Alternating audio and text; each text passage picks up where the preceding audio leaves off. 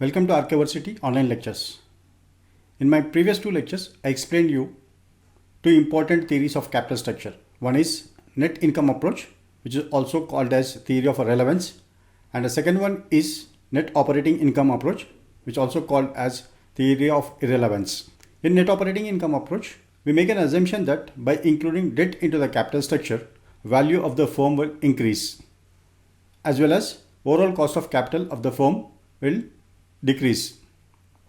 In another context, in net operating income approach, we say that by including a debt into a capital structure, it is not going to affect the value of a firm, because when you use more and more debt into a capital structure, required rate of equity shareholders will increase, which in turn decreases the value of equity shareholders, as well as the market price of the stock will remain constant.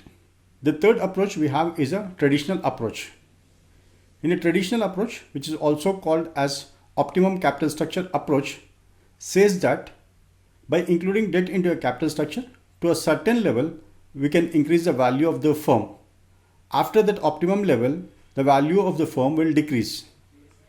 This happens because of increased risk perception of debt holders as well as increased risk perception of equity holders.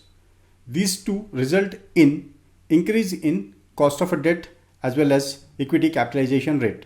So when the cost of a debt and equity capitalization rate both increases, then the value of the firm will decrease. Now I will demonstrate that for you with an example. Here is an example. Using the given values, you need to compute the market value of a company using traditional approach. Value of the firm, as you know, this equals to market value of a debt plus market value of a equity. So if market value of a debt is not there, then we consider the book value of a debt. Next is market value of equity. This equals to earnings before tax upon equity capitalization rate. And next is earnings before tax. So your earnings before tax equals to earnings before interest and tax minus interest amount. By using these three equations, we will calculate the value of the firm using traditional approach. Here, assume that the firm's current net operating income, that is net operating income or EBIT, this equals to 8 lakhs. And the firm has 20 lakhs of 10% debt. So debt equals to 20 lakhs and coupon 10%. So your interest is debt times coupon rate. So this equals to 20 lakhs times 0.10. This is 2 lakhs. So your EBT, earnings before tax, this equals to EBIT minus interest. EBIT is 8 lakhs minus interest is 2 lakhs. So this equals to 6 lakhs. And equity capitalization rate is 15%. So using that, we will calculate the market value of equity. This equals to EBT 6 lakhs upon equity capitalization rate 15%, 0.15.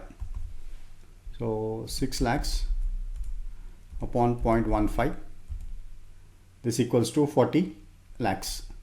So value of the firm V equals to value of a debt, that is 20 lakhs plus market value of equity 40 lakhs.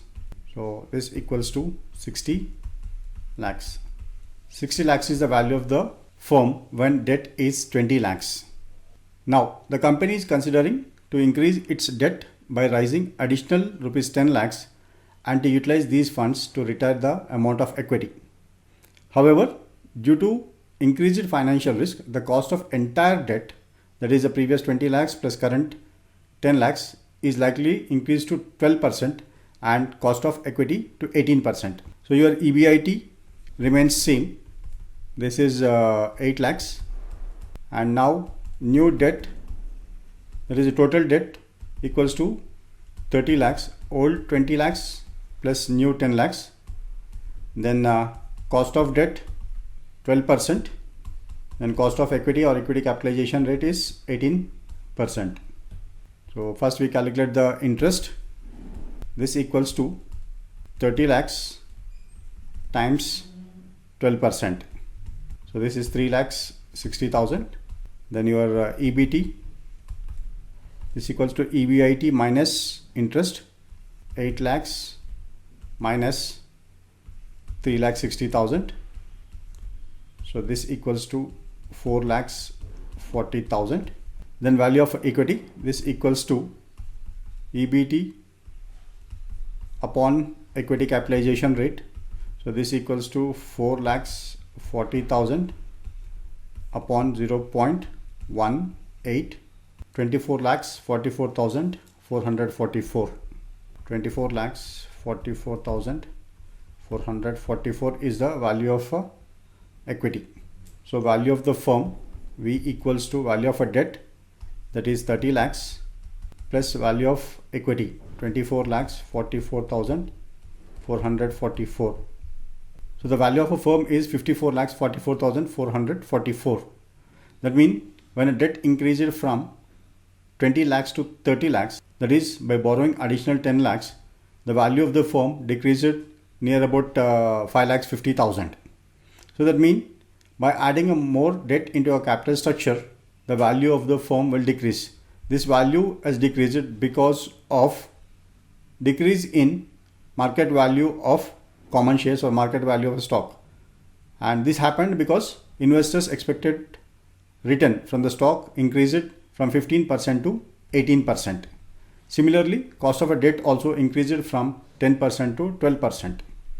So when firms borrow more money, automatically the risk perception or risk levels of both the debt holders as well as equity holders will increase, which ultimately results into decrease in the overall value of the firm.